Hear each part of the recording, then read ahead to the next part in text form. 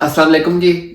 ये हमारी study in Belgium की जो सीरीज़ जा रही है उसकी ये चौथी वीडियो है और इस वीडियो में मैं आपको बेल्जियम की चंद यूनिवर्सिटीज़ के बारे में बताऊंगा और मैं आपको बताऊंगा कि यूनिवर्सिटीज़ टारगेट करते हुए आपको किन चीज़ों को मद्देनजर रखना चाहिए। सबसे पहले जो यहाँ की मशहूर तरीन यूनिवर्सिटी है उनमें KU लीवन, उसके बाद गेंट यूनिवर्सिटी, उसके बाद VUB यूनिवर्सिटी, उसके बाद UCLL लीवन में यूनिवर्सिटी है। इसके अलावा आपको यूनिवर्सिटी ऑफ एंट्रोप आपको मिलेगी। इसके अलावा भी मुख्तलिफ यूनिवर्सिटीज़ हैं और इसके अलावा जो यूनिवर्सिटीज पाकिस्तानी स्टूडेंट्स के अंदर सबसे ज़्यादा मशहूर है उसमें सबसे पहले नंबर पर KDG और इसके अलावा थॉमस मॉल।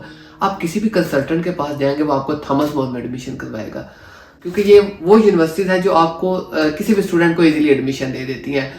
यहाँ पे बेल्जियम में जितनी भी यूनिवर्सिटीज़ हैं वो मोस्ट ऑफ द टाइम जो चीज़ देखती हैं एडमिशन देते हुए वो आपकी रिक्वायरमेंट को देखती हैं। अगर आप उनकी रिक्वायरमेंट पूरी कर रहे हैं, अगर आपके पास कुछ जस्टिफिकेशन है कि आपने 12 ईयर्स ऑफ स्कूलिंग की हुई है, आप उसको जस्टिफाई करते हैं। उसके अलावा या आप जस्टिफाई करते हैं कि आपके पास एक बैचलर डिग्री है, तो और साथ में आप इस बात को जस्टिफाई करते हैं कि आपका इंग्लिश लेवल जो है वो इस क्राइटेरिया को मीट कर रहा है कि आप यहाँ आकर इंग्लिश में स्टडी कर सकें, यानी आपके पास आइट्स वगैरह हो, तो मोस्ट ऑफ द टाइम जो यूनिवर्सिटीज वो आपको एडमिशन दे देती हैं। लेकिन ये सेमी पब्लिक यूनिवर्सिटीज होती हैं।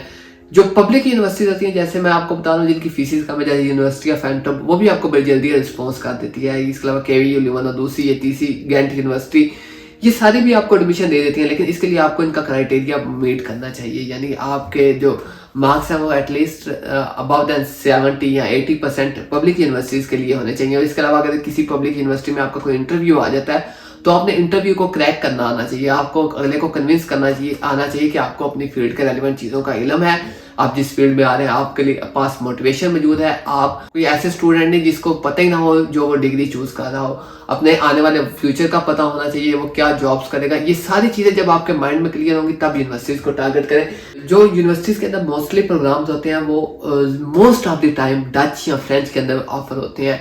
इंग्लिश के अंदर बहुत कम प्रोग्राम ऑफर होते हैं। हाँ, मास्टर के अंदर इनकी जो तादाद है वो बहुत ज़्यादा है, यानी मास्टर के अंदर आपको बेशुमार या बेतहाशा प्रोग्राम मिलेंगे जो आपको इंग्लिश में करवाए जा रहे होंगे। लेकिन जो प्रोग्राम आपको बैचलर के अंदर करवाए जा रहे होंगे वो बहुत ही लिमिटेड होंगे। जैसे यूनिवर्सिटी ऑफ एंट्रोप में सिर्फ एक कोर्स है जो कि आपको इंग्लिश में करवाया जाता है।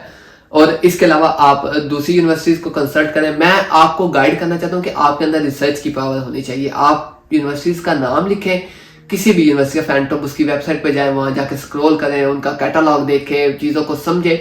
अगर आपके अंदर रिसर्च पावर नहीं है तो आपको फिर भी बेल्जियम नहीं आना चाहिए, क्योंकि अगर आप एक वेबसाइट पे जाके उसको स्क्रॉल नहीं कर सकते, आपको एक पक्की पकाई इन्फॉर्मेशन चाहिए, तो वो डेफिनेटली थोड़ा सा आपके लिए मुश्किल हो जाएगा। आप कोशिश करें थोड़ी सी रिसर्च की आदत डालें, ताकि हाँ अगर आपको किसी किस्म की मुश्किल पेश ना आए। बैचलर में ज्यादा लिमिटेशन हो जाती है तो इसलिए रिकमेंड किया जाता है कि आप मास्टर कर कराएं। लेकिन ये भी नहीं है कि बैचलर में है ही नहीं। जैसे मैं KDG में पढ़ रहा हूँ, KDG के अंदर इंग्लिश में प्रोग्राम ऑफर होते हैं। थॉमस मॉल है उसके अंदर इंग्लिश में प्रोग्राम ऑफर होते हैं। यूनिवर्सिटी ऑफ एंट्रोप के अंदर एक कोर्स मैं आपको बता रहा हूँ उनका भी है। इसके अलावा भी ब्रसल के अंदर मुख्तलिफ यूनिवर्सिटीज हैं जो इंग्लिश में, जिसमें ओडिसी यूनिवर्सिटी है वो भी बैचलर का एक प्रोग्राम इंग्लिश में ऑफर करती है।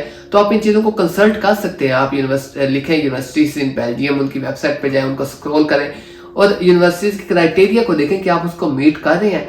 अगर तो आप मीट करें तो फिर उसमें अप्लाई करने का रिस्क लें। इतने खास मैटर नहीं करता कि आप किसी यूनिवर्सिटी से यहाँ पे पढ़ रहे हैं, लेकिन यूनिवर्सिटी कुछ ना कुछ एटलीस्ट मैटर करती है। एक यूनिवर्सिटी जिसके पास एक्सपीरियंस है, जिसके थाउजेंड ऑफ जो है वो बच्चे जो पढ़ के वहां से ग्रेजुएट करके गए हुए हैं, वो जॉब मार्केट को को करते हैं कि क्या इस यूनिवर्सिटी से डिग्री करने के बाद जॉब मार्केट में इस डिग्री की वर्थ है या नहीं है।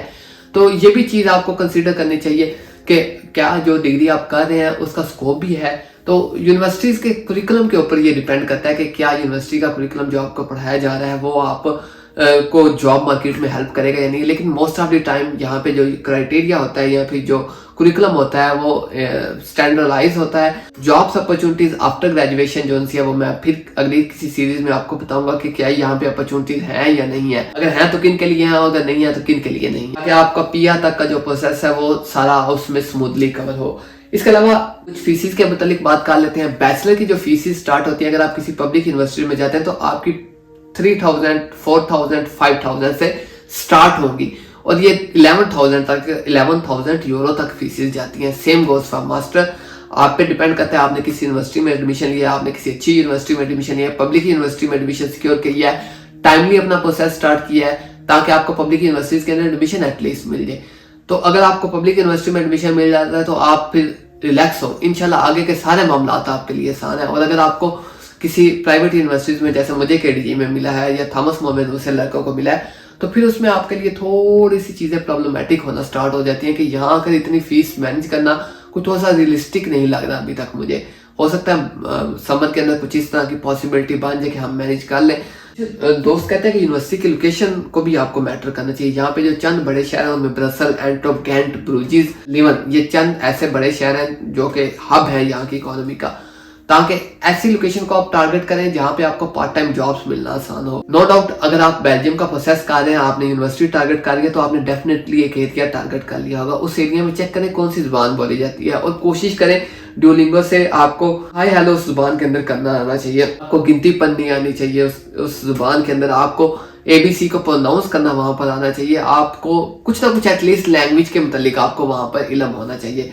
तो लैंग्वेज जो सी है वो सीख कर आए ताकि आपके लिए पार्ट टाइम जॉब्स की अपॉर्चुनिटीज जो सी है वो आसान हो। मैं ये सोच गया था यहाँ आके मैं करूँगा, लेकिन यहाँ के लाइफ इतनी बिजी हो जाती है कि आपके पास टाइम नहीं बचता कि आप कुछ दूसरी एक्टिविटीज परफॉर्म कर सके। इसके अलावा आने वाले दिनों में मैं कुछ कोशिश करूंगा कि आपको एक डिटेल पे ना हर यूनिवर्सिटी की एक वेबसाइट खोल के भी मैं आपको दिखाऊं, लेकिन मैं वो अभी उसकी हरगिज आपको कोई यकीन दहानी नहीं करवाता, क्योंकि हो सकता है आने वाले दिनों में कोई अवेलेबिलिटी बने तो मैं आपके लिए वो भी वीडियोस रिकॉर्ड कर दूं, लेकिन वो मेरे इस सीरीज का हिस्सा नहीं है। इस सीरीज का हिस्सा है कि आपने यूनिवर्सिटीज को एडमिशन सिक्योर करना है, और यूनिवर्सिटीज के एडमिशन सिक्योर करने के लिए एक चीज़ आपको उनकी रिक्वायरमेंट को पूरा करना पड़ेगा। आप रिक्वायरमेंट को पूरा करेंगे तो यूनिवर्सिटीज आपको एडमिशन देंगी। और मैं ये भी नहीं कहता कि यहाँ पे कोई फिक्स कोटा होता है कि इन्होंने इतने स्टूडेंट्स इंटरनेशनली हायर करने हैं। तो मैं केडीजी में हूँ, तो मुझे जो अभी तक लग रहा है कि केडीजी के अंदर 5 सेक्शंस हैं हमारे bachelor in applied computer science के, जिसका मतलब है कि उन्होंने पहले देखा एक सेक्शन फिर दूसरा, तीसरा, चौथा, यानी ACS 101, 102, 103, 104, 105।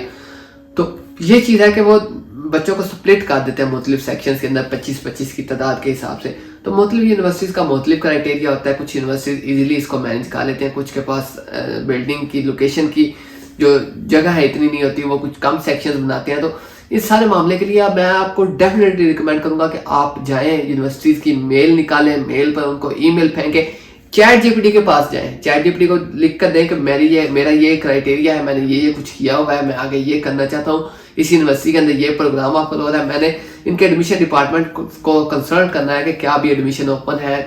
ये चैट जीपीटी को सब कुछ बताएं, वो आपको मेल बना के देगा एक प्रोफेशनल सी, आप उसको यूज करें। अब कुछ लोग इससे इतलाफ भी करेंगे कि चैट जीपीटी को हम यूज करें। ये एक ऐसी चीज है जो आपके इन्वायरमेंट के अंदर सवर कर गई है, यानी अंदर तक घुस गई है, तो आपको इसको यूज करना चाहिए और इसको टेक्निकली थोड़ा सा यूज करना आना चाहिए। तो आप मेल्स वगैरह करें तो आपके लिए मजीद आसानियां पैदा होंगी, क्योंकि आप जब मेल्स करेंगे यहाँ आके आपको पता चलेगा कि मेल्स की क्या इंपॉर्टेंस है। पाकिस्तान के अंदर कोई मेल्स की इंपॉर्टेंस नहीं है। हमारी जो अगली वीडियो आएगी उसमें मैं डिटेल में ब्लॉक अकाउंट को एक्सप्लेन करूंगा कि ब्लॉक अकाउंट क्या है और कैसे और कहाँ पे रखवाना है। तो अगली वीडियो देखने के लिए आप हमारी सीरीज का हिस्सा बने रहें। इंशाल्लाह आपसे मुलाकात होती है अगली वीडियो में, तब तक के लिए अल्लाह हाफिज।